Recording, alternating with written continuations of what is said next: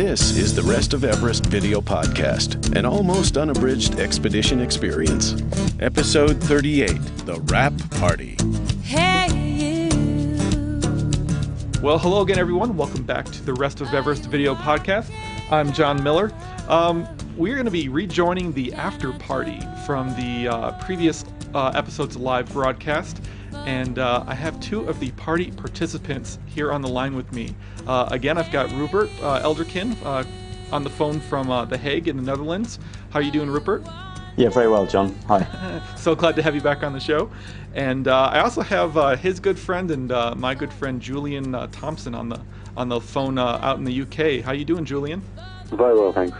It's so nice to have you, and welcome to the show. All right, so there is, as we were promised in the last episode, there was talk of free food coming up in the Chinese after the Chinese broadcast. So let's go back up to base camp and let's see what we can find. Here we go.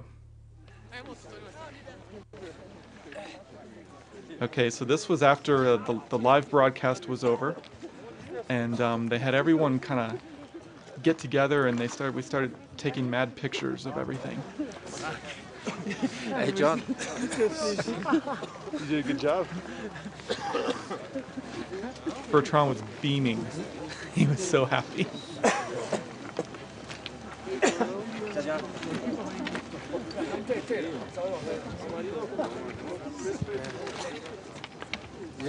This fellow right in front. Do you guys remember him?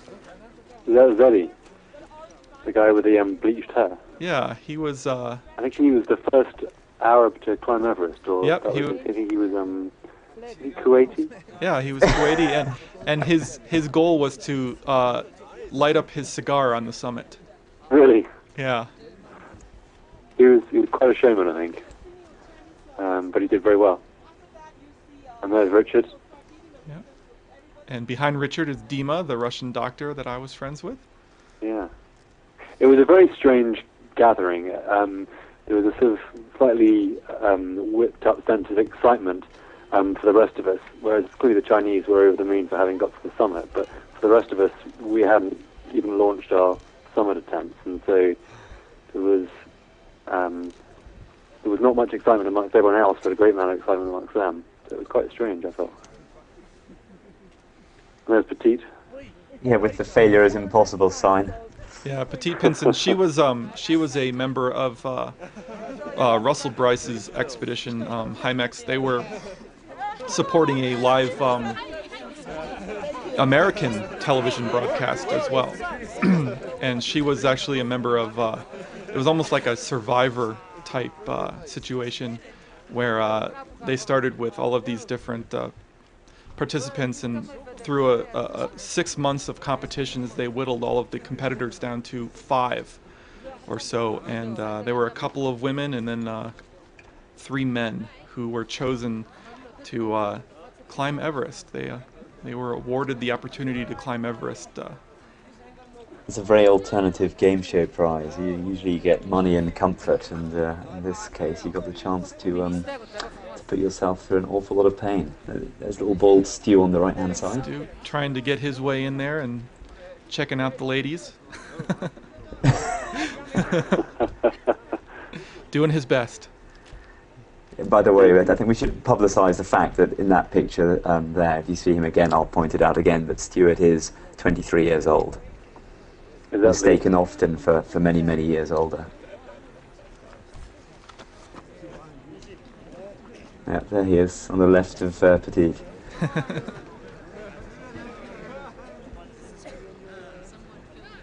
It sort of reminds me of... Oh, go ahead, Julian. I just saw a quite tense-looking face, and I think that brought back a lot of the feelings that a lot of us are experiencing. And we've been there for 6 weeks or so. The weather looked like it was never going to get any better, and we were just starting to get pretty tense. And there's Eddie, as you say, preparing to smoke a cigar on the summit.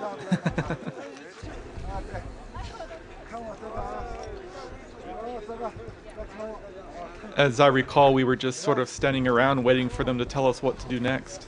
That's what I mean. It was quite a contrived party atmosphere in some ways, which is not to dismiss their generosity, but more just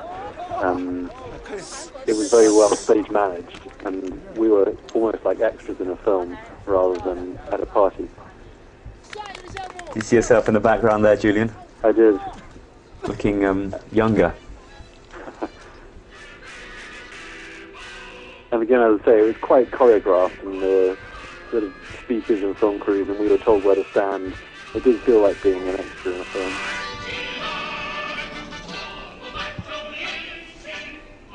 Not this film, rather their kind of, exactly, People's Republic film. But then I guess... It does have a... Sorry, it does have a very dated feel to it almost, doesn't it? The sort of martial music and the flags, and it's a very strange landscape to see this kind of event take place. It was. Well, they really wanted members from the St. Petersburg, Russia team to participate in this, and all of them had grew up under this sort of communist regime ideology, and they had it, and now that Russia is free market, and so they almost staged a protest by being absent. And I actually was surprised when I looked over and saw Dima standing behind Richard, because it was surprising to me. Maybe he had come for the food as well. Exactly, a bit of free market profiteering. Exactly. I think it was quite interesting for us to see, because in some ways it was very reminiscent of the early 8,000-meter expeditions. With each nation seeing it as part of their national pride to try and conquer a mountain. So the French had Annapurna, the Germans tried Nanga Parbat, the British focused on Everest, the Italians on K2, and it was a real the matter of national pride to try and get to the summit. And this, in a strange way, was China 50 years later having the same kind of nationalistic fervor to try and climb a mountain, but this time, I guess, the first live broadcast from the summit.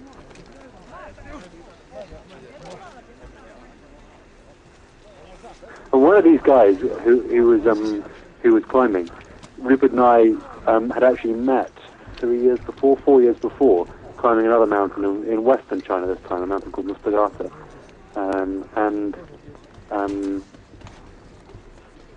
He was very kind to us on both expeditions. Yeah, we talked about that briefly in the previous episode, and we were discussing how how kind of amazing it is to meet people in these remote places, and you go there and you find that there's actually people you already know. It's actually it's a fairly common happening in these climbing circles. Absolutely, I think they're the same bunch of slightly focused people who go from mountain to mountain. So you're right, and then if not direct links, there are always indirect links with pretty much anyone you meet. As in, they know someone who you've climbed with before, or... Particularly because you have the same expedition operators pretty much going to the mountain year after year. I mean, it's amazing when you look at the expedition history of somebody like Russell Bryce. He must have seen his own expeditions and all the others on the mountain year after year. He must have seen thousands of people come and go from Everest. John, there's a lot of focus on teeth. But then I think their team was chosen for their opportunity, I think, as well as their athleticism. I guess there's the criteria for winning a reality game show on Everest. I have my own story with the Global Extremes team. I actually was a producer for a television program called Bird Dogs Forever. It was a sort of an upland bird hunting program on the Outdoor Life Network here in America. And we produced a whole series of shows, and we're getting ready to be renewed for our third season when the network suddenly dropped all of the contracts to people like me, and I suddenly was without any income whatsoever. And the reason being was that they were putting all of their money into this reality TV program called Global Extremes Mount Everest Forerunners of Adventure, sponsored by Toyota. And so I lost all of my income, my future income, because of this reality TV program. But through what I like to say, a series of random events, several months later I found myself camped right across base camp from them, fully paid to be here documenting an expedition. It's just amazing how things work out sometimes. So it was you who was rushing across at night to let down their tents and... You know, ironically, of all of the teams that were there, their camp was the only one that I was not welcomed into. And I just remember going over there one day and them saying, "Not a good time to be here, guys, go away." And I said, well, certainly, I understand. And never returned. And the Chinese welcomed us with open arms. Did you see Herman? Smallest one at the top.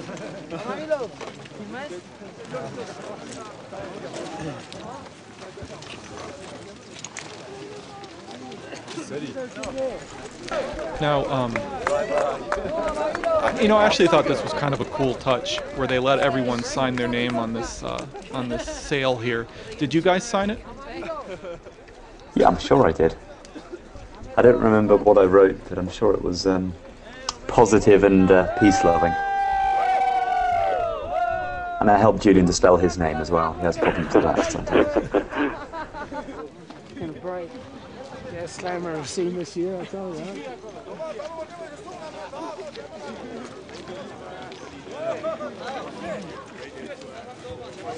Oh, John. As I'm filming this, I'm standing next to Richard, and what I'm saying under my breath here is, watch him come all the way to Everest, and he'll fall off this thing and break his ankle and not be able to climb. He's come all the way out there, and this is what's going to kill his chances, being a little bit too cocky. Yeah, absolutely. A few people actually took rock climbing, like rock boots, bouldering boots, out to Everest, and their packs. I don't remember seeing anyone actually have a go on any boulders, but it would be pretty absurd to get there and devote so much effort and so much money as well to an expedition, and then slip off a 10-foot piece of rock. Actually, I think I see you signing in green there in the background. Just a few seconds earlier, I think I saw you, Rupert. This is Richard here, our good friend Richard from Northern Ireland.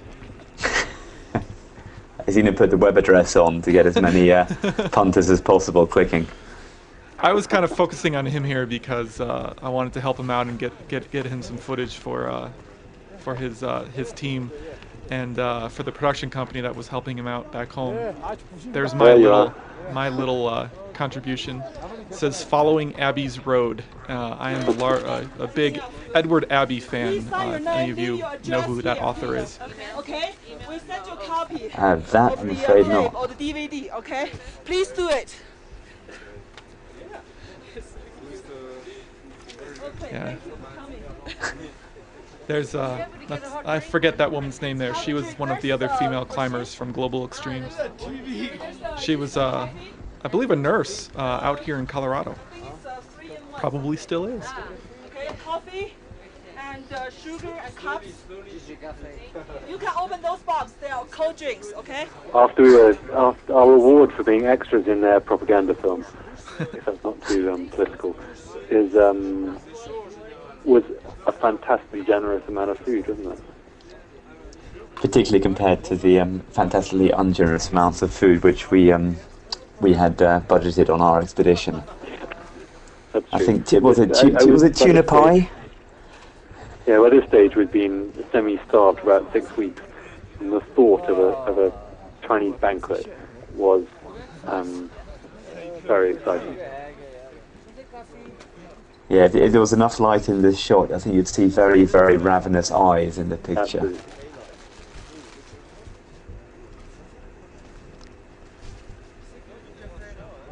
Oh yes, the list of names to get sent the DVD of the broadcast. There's Rupert. What is it you found, and what is now in your pocket? TV, the art film. Boy, you mean this fresh, watch the live show, tasty, delicious-looking chicken? With the camera, okay? Okay.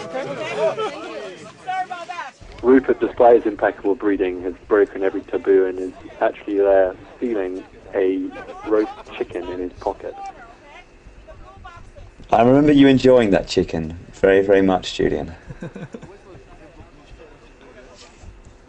You were so excited. It genuinely was the most sensational food we'd had for 6 weeks. Compared to the dried yak's leg, it wasn't even dried. I think it was a fresh yak's leg that was gently going off in our kitchen tent, and bits of it would appear in different combinations of meals that we were served over the weeks. And the fresh eggs remained fresh after 10 weeks, which was another feat of culinary magic. But they didn't quite match the roast chicken in a bag.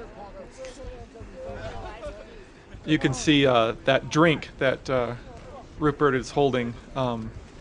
The Chinese were sponsored by some soft drink manufacturer, and so we're all drinking this juice. Hey, there was Julian's groin there for a second. And they had boxes and boxes of this drink, this energy drink, and it was, at the time, I thought the most delicious drink I'd ever had in my life, because it was just different than what we were accustomed to. There's Julian in the yellow there. To be fair, their production didn't leave anything. This guy is a photo of the guy we knew from Western China from 4 years previously, and each of these faces on, they're not just smiling faces. They're all members of their expedition. Rupert again, showing his pride at his real poultry. And man, when you're mountaineering, life doesn't get better than a bit of poultry in your hand. This is not something I should boast about as a lawyer. Absolutely. Yes, as a lawyer. And Rupert, do I dare tell the audience just what kind of lawyer you are now? I'm a very noble lawyer now. Yes, please do tell them. Rupert is trying to right the injustices of the world, and I do mean that literally. He is part of a lawyer in the War Crimes Tribunal in The Hague. Is that correct? That is indeed correct. It's a move I made to atone for my sins of being a corporate lawyer for 5 years. Yes, so we can overlook this temporary indiscretion because he is actually a good guy. Poultry theft carries, I think, 5 years to life. Well, thank you so much, guys, for joining in this episode. It was a lot of fun to have you, and I hope it sparks some memories for you. Absolutely. It was very good to see those pictures. All right, so next episode, we're going to get a little bit even more comfortable in the Chinese camp and watch some satellite television with them. So that's going to be pretty exciting. And so again, everyone, stay subscribed. There's so much more to come. And I really appreciate everyone tuning in, and we'll see you next week. The Rest of Everest is downloaded all over the world every week. If you enjoy watching and would like to show your support, then take a look at my website.